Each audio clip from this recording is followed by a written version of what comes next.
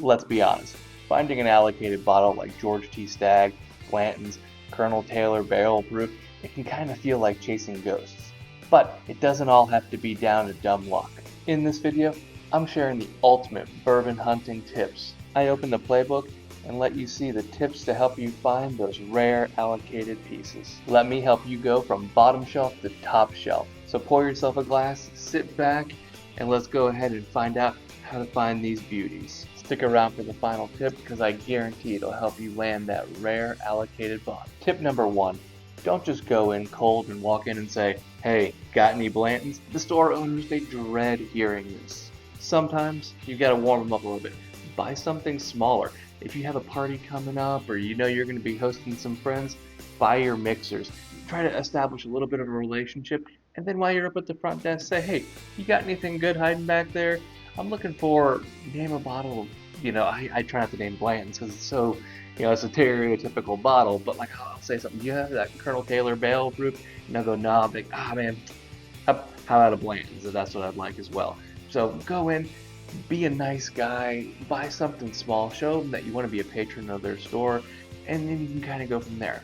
That's the first way to really help break the ice. Maker's Mark, what are you doing here? Get out of here. Tip number 2, choose your stores wisely. Think about this. Those longer, more established stores have longer relationships with suppliers. If they have high volume, they probably get more allocated things than the middle of nowhere store. Look at those big stores that you see lots of people going in populated areas. They're one of the ones that usually have a decent supply of allocated bottles. On the contrast, check out newer stores as well. If they're new, sometimes they'll have these extra allocated bottles that they'll give to people that they see coming in there to try to build loyalty and get a customer base. You got to understand, liquor stores, yes, we are looking for these allocated beauties, but they're also a business trying to stay open, so they want you as a customer. So for those newer stores, that really does help to establish a relationship by maybe buying something small there, talking to the owner, getting in their points club. Once again, you got to be kind of selective. You don't want to be a patron of 17 different stores, but pick one or two and really kind of focus on it. The other big thing to think about, and this really is a pro tip, is look what's nearby. Is there a Sam's Club or a Walmart across the street that sells lots of beer and wine? A lot of these liquor stores, their main profit comes from beer and wine sales. So if they have something across the street that's drawing a lot of people, you'll see huge markups a lot of times on their allocated bottles. So when you go in there and you find that bottle of Weller Red that's at $200, you find that barrel proof that I've seen for $5, you might want to stay away from there. So kind of look at what's going on in the community, look at the competition in the area, and choose wisely. Tip number 3 to finding these allocated beauties, be social, and I mean that literally. Check out these stores on Instagram, on their Facebook, on their TikToks, or whatever you want to look at, because half the time they'll have these special deals where they're talking about new bourbon releases, new drops, new allocated. All of it comes out at 8 a.m. today. Or if you have things like big events coming up like New Year's or the football games or like Super Bowl, they'll often do like football squares and things like that that give you the chance to either win or buy one of these guys. Tip number 4 is be smart. Don't buy from the secondary market. I know it's tempting. I cannot tell you how often I see this guy for $150, $200. He's good, but this little horsey, he doesn't run like that. He's $80 to $100 bottle at best. So don't pay secondary prices. All that does is hurt the market and drive other prices up all over. I mean, unless you just absolutely have to have a bottle because you're giving it to charity or you have a big event that you want to host it for, please don't pay secondary prices. All secondary prices do is hurt the community. Another big thing is be judicious on what you buy. Yes, I do have all these bottles sitting here, but you know what? I have one of all these bottles sitting here most of the time. I usually, the only one I keep in doubles is something that's my absolute favorite that I can never find.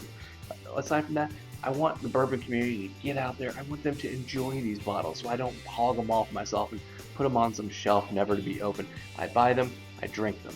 That's that. Or I buy them, I host poker nights. I buy them, I have family over that wants to drink them. Either way, a bottle of bourbon doesn't sit at my house for years and years on a dusty shelf that's unopened. They're here for a reason. Enjoy them. Because like I always say, bourbon is better with flesh. Tip number 5, like that old Alan Jackson said, look for a little dust on the bottle. If you go into a store and they have dust all over these bottles, which I have seen so many times, that means they're sitting there and taking up store shelf space.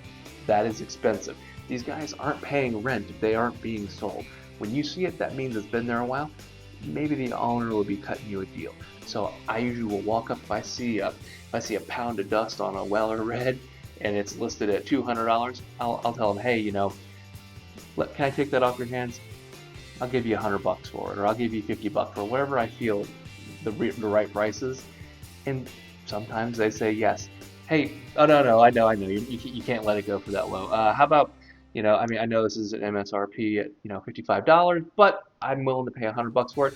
How about I give you $100 for it, and I'll buy one of your store picks. Those store picks for these places are either gold mines. They either make lots of money because they're absolutely delicious, or it's swill that they bought so they can get some more of these beauties. A lot of times these liquor store owners are sitting on cases and cases of store picks or things that they had to buy so they can get their allocated bottles and they want to get rid of them. So I'll buy one of your store picks if you'll sell me this for MSRP. That store pick, it ain't gonna get drank neat, but it'll definitely be a mixer. Tip number 6, buy big and build relationships. These liquor store owners, once again, it's a business. Maybe you don't go buy one bottle every week or a bottle every month. Save it up. If you guys know you have a pool party coming up because summer's coming and it's time to bust out the Margaritaville and you're gonna need 5 or 6 things of tequila for the summer, just wait and go buy it all at once with one of these owners. When you walk up there with 5 or 6 tequilas and maybe the whiskey that you wanted, that's a great time to ask, hey, you got any Blantons? Or hey, how about I know you're charging $300 for that Stagg, but what do you say you let me have that for $75 to $100?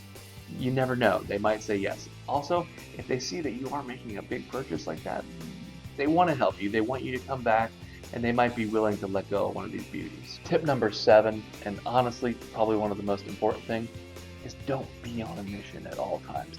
Yes, you want to find them, but you know what? It's not the most important thing in the world. Just be a nice guy.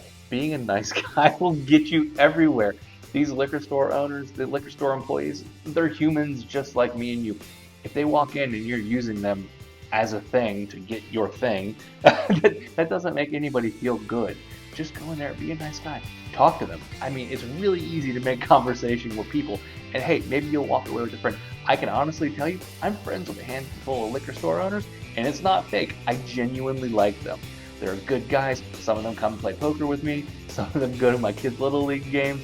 They're all friends of mine. And does that help me get allocated bottles? Sure. It's nice. It's a nice little benefit. But on top of that, I made a good friend. I made some people that I can hang out with. I have people that we can bring over. I invite them to the pool parties, and they get to see all that tequila I buy for the Margaritaville. All that being said, just being a nice guy and a genuine human being really will go a long way. From all the tips that I've given you, honestly, being a decent guy, talking to the liquor store owners, and actually caring what they have to say and not just on a mission, that's probably scored me the most bottles of everything. Bonus tip, there's lots of charities out there that do bourbon raffles or they do silent auctions. It's great to find those in your community. Not only are you doing something good for other people, you're giving back. And you know what? Oftentimes a lot of those charities don't have a lot of entrants. I cannot tell you how many times I have won in a silent auction, paying decent prices for large amounts of really good, high quality allocated bottles, or I've just won a random bourbon pull. Because often you're going up against 100 people, 200 people, 500 people. It never hurts to give back to the community. If your hobby of bourbon hunting can give back to the community and serve those around you, why not? At the end of the day, bourbon hunting is the same as adult Pokemon collecting, right? We go out and we gotta catch them all. We get the ones that we want. It's nice, it feels good. Bourbon hunting is part patience, part strategy, but either way, it's a whole lot of fun. Build relationships, buy smart, and don't be that guy going, got any Blantons? Trust me, your bourbon collection and your wallet will thank you. At the end of the day, just be genuine, be a nice guy, make some friends, network with those around you. Oftentimes your friends on social media or other people in the community know you're looking for those bottles, and if they find them at a store, they'll call you, they'll let you know, or maybe they'll just pick them up for you and you guys can swap. Because at the end of the day, bourbon's best enjoyed with good people and great stories. If this video helped you, or you have your own bourbon hunting tips that I missed, or maybe something I got wrong, please comment below, like, follow, subscribe, help us grow. Guys, good hunting out there. Subscribing will make sure you don't miss a thing. It's just like that rare bottle, you don't want to miss what's coming next. Guys, happy hunting. Cheers.